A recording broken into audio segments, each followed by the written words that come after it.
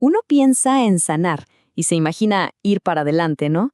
Pero, ¿qué pasa cuando la misma enfermedad se siente como la única salida, como la única solución que se tiene a mano? Hoy nos metemos de lleno en una de las paradojas más complicadas de la salud mental, enfocada en los trastornos de la conducta alimentaria. Esta es la pregunta, el nudo de todo este asunto. Es un desafío gigante para terapeutas, para las familias y, por supuesto, para quienes lo viven en primera persona. Es un verdadero nudo gordiano que desafía toda lógica de ayuda. Y ojo, que no estamos hablando de casos raros, ¿eh? Los estudios nos dicen que más del 10% de las personas con trastornos alimentarios simplemente no ven su enfermedad como un problema. Esta falta de conciencia, que técnicamente se llama anosognosia, es una de las barreras más grandes para poder recuperarse. Ok, entonces, para empezar a desarmar esto, lo primero es entender de dónde viene esa resistencia. Porque no es simple terquedad, para nada. Es algo mucho, mucho más profundo. Aquí lo vemos clarísimo, ¿no? Es como un choque de trenes. Por un lado, la meta de la persona es, evitar subir de peso, sentir que tiene el control. Y por el otro, la meta del terapeuta es completamente opuesta, restaurar la salud, meterse con el malestar de fondo. Son dos fuerzas tirando para lados contrarios, y esa tensión es la raíz de todo. Y aquí está la clave de todo. No es que haya una negación total, un no, aquí no pasa nada. Es más bien ambivalencia. Es tener sentimientos súper encontrados.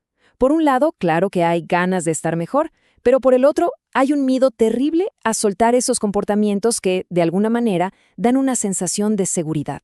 Es una dinámica súper parecida a la que se ve en las adicciones. Y para entender esto, la imagen del iceberg es perfecta. Lo que se ve por fuera, ¿no? La obsesión con la comida, el peso, eso es solo la puntita. Lo que de verdad sostiene todo el problema está debajo del agua. Conflictos, dinámicas familiares, un dolor muy hondo que el trastorno intenta, sin éxito, arreglar.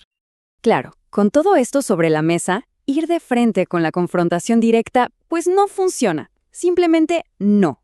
Por eso, se ha desarrollado un enfoque totalmente distinto. Uno que le da la vuelta a la tortilla, la entrevista motivacional. Y para eso es clave entender este modelo, el de las etapas del cambio. A ver, no se puede empujar a alguien a la etapa de acción si todavía está en precontemplación. O sea, si ni siquiera está pensando que hay un problema.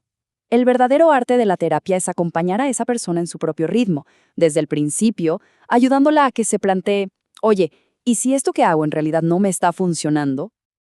Y la forma de hacer eso es siguiendo estos principios. En lugar de llegar y decir, tienes que cambiar, lo que se busca es que la propia persona vea el cortocircuito, la distancia que hay entre lo que hace y lo que de verdad quiere para su vida. Y para eso, nada de discusiones, nada de confrontar. La clave es escuchar con empatía y en vez de chocar contra esa resistencia, caminar a su lado para ver de dónde viene. Es que, en el fondo, es un cambio total de perspectiva. La responsabilidad del cambio no es del terapeuta, es de la persona. El terapeuta pasa a ser un compañero, un guía, que está ahí para apoyar, para ayudar a construir esa confianza de que, sí, el cambio es posible.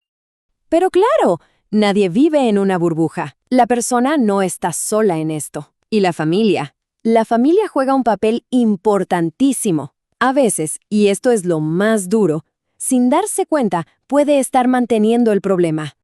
Este esquema puede parecer un poco enredado a primera vista, pero la idea es bastante directa. Fíjense a la izquierda. Tenemos factores que preparan el terreno, como un ambiente familiar muy controlador. Eso crea una vulnerabilidad. Luego llega un detonante, ¡pum!, como fue la pandemia para muchos. Y eso activa el problema, que lleva a conductas como la restricción de comida. ¿Y qué pasa? Como ven abajo, eso genera un alivio momentáneo que, lamentablemente, refuerza todo el ciclo y mantiene vivo el trastorno. Ahora, este otro diagrama es, de verdad, fascinante. Muestra algo increíble. Cómo el síntoma, el trastorno, puede empezar a cumplir una función dentro de la familia.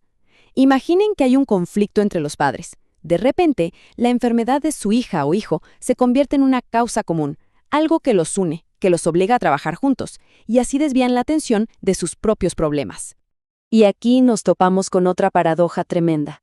La presión de la familia, que viene del amor, de la desesperación, muchas veces termina siendo contraproducente. Forzar a alguien a comer, cuando siente un pánico absoluto a la comida, puede llevar a que busque recuperar el control en secreto, por ejemplo, con conductas purgativas. Y el ciclo, otra vez, se perpetúa.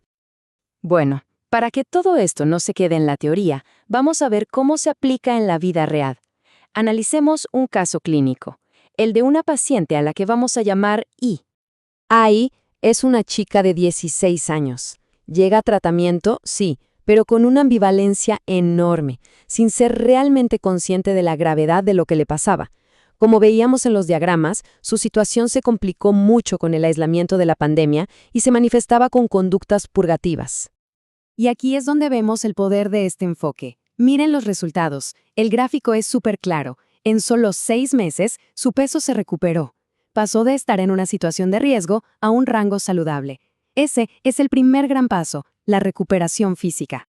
Pero, y esto es importantísimo, la recuperación no es solo el peso en la báscula. Miren este otro dato. Las conductas purgativas, que eran súper frecuentes cuando empezó, desaparecieron por completo. 0 episodios. Esto es un cambio brutal. No solo es físico, es un paso de gigante hacia la libertad mental. Y el análisis de su caso llegó a una conclusión que te deja pensando. Dice, la comida y el rechazo a la comida es la única área de autonomía que le queda al paciente. Piénsenlo. En un ambiente familiar donde se sentía sobreprotegida, controlada, sin espacio propio, la comida era el único terreno donde ella, y solo ella, mandaba. Su enfermedad era su forma de decir, yo existo. Y todo esto nos lleva a la recta final. Porque, entonces, ¿cuál es la meta a largo plazo? La verdadera recuperación va muchísimo más allá de un número en la balanza. Las metas de verdad, las que importan, van al centro de la persona. Se trata de construir una identidad que no dependa del cuerpo, de encontrar el valor propio más allá de lo que diga la báscula, de aprender a aceptar las circunstancias y a manejar las tormentas de la vida con otras herramientas, sin necesitar la enfermedad como un salvavidas. Y para cerrar, queda esta reflexión en el aire. Si el trastorno aparece como una solución a problemas más profundos de control, de identidad o de dinámicas familiares, entonces sanar de verdad no es solo quitar el síntoma, es acompañar a la persona a construir soluciones mejores, más sanas y sobre todo, más suyas.